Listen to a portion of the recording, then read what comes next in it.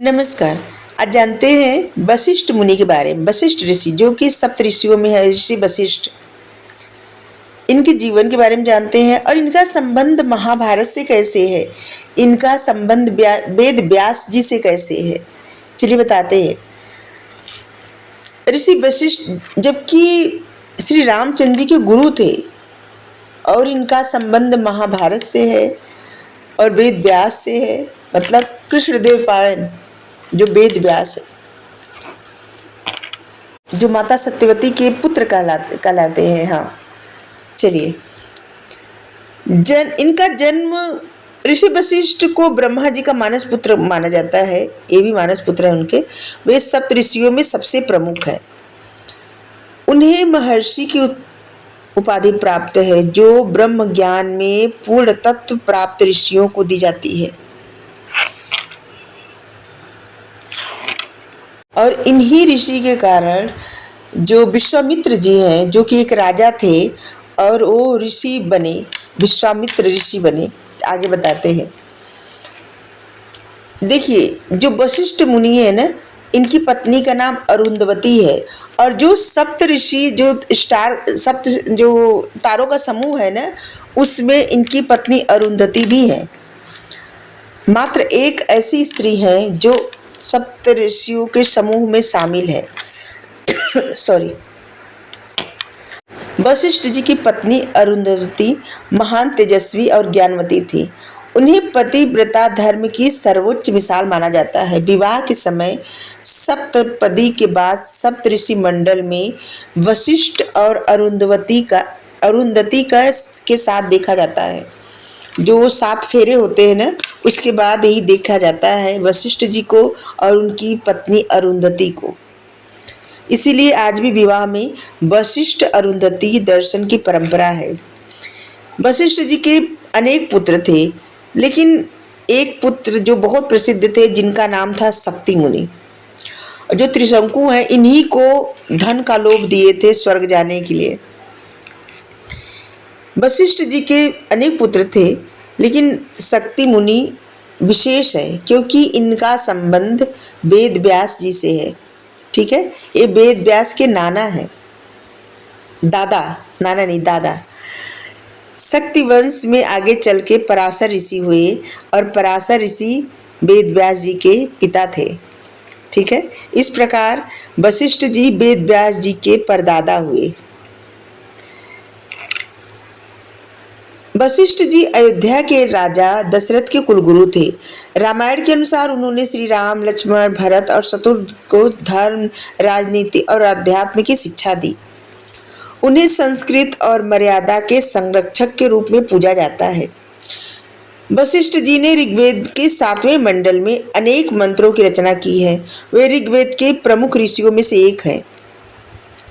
वशिष्ठ जी के पास एक कामधेनु गाय थी जिनका नाम था नंदिनी, जो सभी इच्छाओं को पूरा करती थी।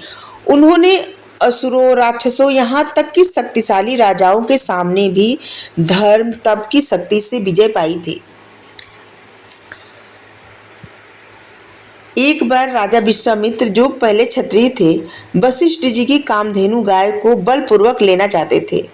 वशिष्ठ जी ने गाय की सहायता से विश्वामित्र की सेना को परास्त कर दिया और इससे प्रेरित होकर के विश्वामित्र जी ने राजधर्म छोड़ करके तपस्वी बनना स्वीकार किया, क्योंकि उन्होंने ब्रह्म ऋषि की उपाधि प्राप्त की, लेकिन केवल वशिष्ठ जी की अनुमति से। ठीक है, ये ब्रह्म ऋषि की उपाधि प्राप्त की थी वशिष्ठ जी के अनुमति से, और ये वशिष्ठ जी को जरा भी पसंद नहीं करते थे। और एक कथा ये भी बताती है कि किस तरह से तप और ब्रह्म ज्ञान की शक्ति राज सत्ता से ऊपर होती है। वशिष्ठ संहिता है धर्मशास्त्र। यह एक धर्मशास्त्र ग्रंथ है जिसमें समाज, राज्य, विवाह, स्त्री धर्म, शिक्षा आदि का वर्णन किया गया है। एक महान दार्शनिक ग्रंथ जो श्री रामचंद्र जी और वशिष्ठ जी के संवाद पर आधारित है।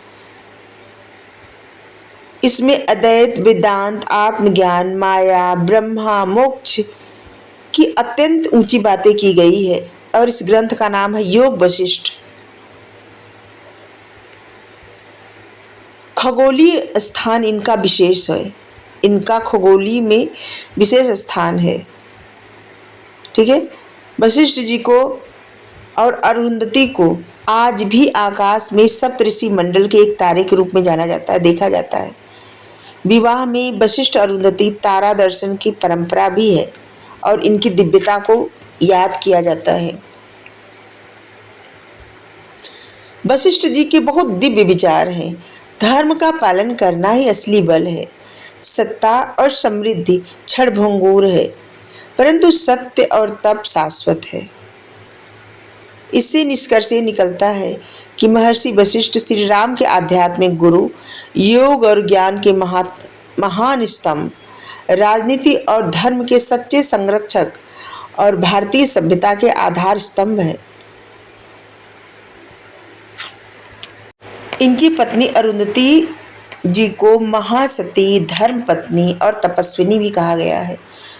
वे भी सप्तऋषियों के समान ज्ञान, तप और संयम में प्रवीण थी। वे कर्दम मुनि और देवाहुति की पुत्री मानी जाती हैं। कर्दम मुनि वही जो कपिल मुनि के पिता थे। ठीक है। और जिनको सप्तऋषियों में शामिल किया गया है, सम्मिलित किया गया है। एकमात्र ऐसी स्त्री हैं जिनको सब आकाश में सम्मान स्थान प्राप्त है और विवाह के समय इन्हीं का दर्शन किया जाता है। क्यों किया जाता है? क्योंकि स्त्री पुरुष की समानता, मित्रता और सहधर्मचर्या की भावना बनी रहे। शक्ति इनके पुत्र थे, शक्ति मुनि। वशिष्ठ जी और अरुंधति के सबसे बड़े पुत्र थे। एक महान ब्राह्मण और तपस्वी थे। उन्हें एक समय राजा कल्पमाशपाद नाम था, साप वंश,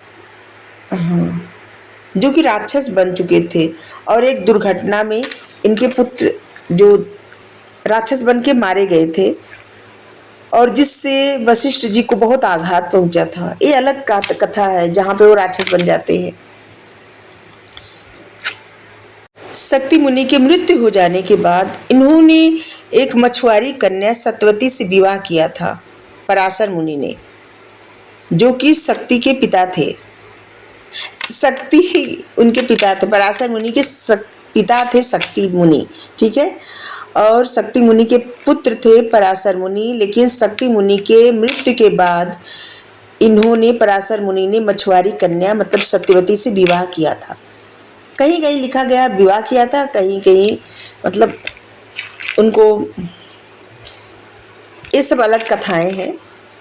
और उनके पुत्र हुए वेद व्यास जी, जिन्होंने वेदों का संहिताकरण किया, महाभारत की रचना की और 18 पुराणों की स्थापना की।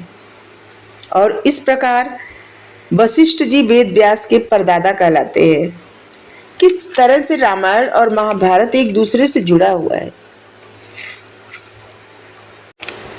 गोत्र इन्हीं से जानते हैं। गोत्र परंपरा, वंश परंपरा जो होती है, हम सब मतलब जो लोग ब्राह्मण वंश के होते हैं वो एक गोत्र से संबंधित होते हैं, एक ऋषि के वंशज कहलाते हैं।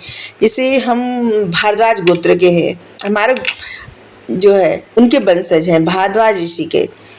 तो ऐसे ही सब वंश परंपरा है, जितने ब्राह्मण है सभी के। वशिष्ठ जी का वंश आगे चल के वशिष्ठ गोत्र के नाम से प्रसिद्ध हुआ है। आज भी ब्राह्मणों में वशिष्ठ गोत्र एक प्रमुख गोत्र है। एक गोत्र ज्ञान, धर्म और शांति का प्रतीक माना जाता है। वशिष्ठ जी के अनेक पुत्र राजा विश्वामित्र के आदेश से मारे गए थे। उस समय वशिष्ठ जी ने आत्महत्या करने का भी प्रयास किया था, नदी में कूदना, मगरमच्छ के मुंह में चले जाना, लेकिन प्रकृति ने उन्हें बचा लिया। तब उन्हें समझ में आया कि जब तक जीवन में धर्म का कार्य बाकी है ना, मृत्यु कभी भी किसी को स्वीकार नहीं करती और उन्हें स्वीकार नहीं करेगी। वशिष्ठ जी के पास कामधेनु गाय थी जो बहुत दिव्य थी और जो हर इच्छा को पूरी करती थी, हर वस्तु दे सकती थी। उनके आश्रम में धर्म, न्याय, तप और शिक्षा का केंद्र भी था। राजा दशरथ, श्री रामचंद्र जी और अन्य राजवंशों ने वहां पे शिक्षा पाई है। वशिष्ठ और अरुंधति का जीवन इस बात का प्रमाण है कि स्त्री और पुरुष अगर धर्म और ज्ञान में एक साथ चले तो संसार का हर कर्तव्य सरल हो जाता है। वशिष्ठ जी की पीढ़ी इस प्रकार है, जैसे सप्तऋषि में ब्रह्मा जी के मानस पुत्र वशिष्ठ जी के पुत्र थे शक्ति मुनि, जो कि महान तपस्वी पराशर जी के पिता।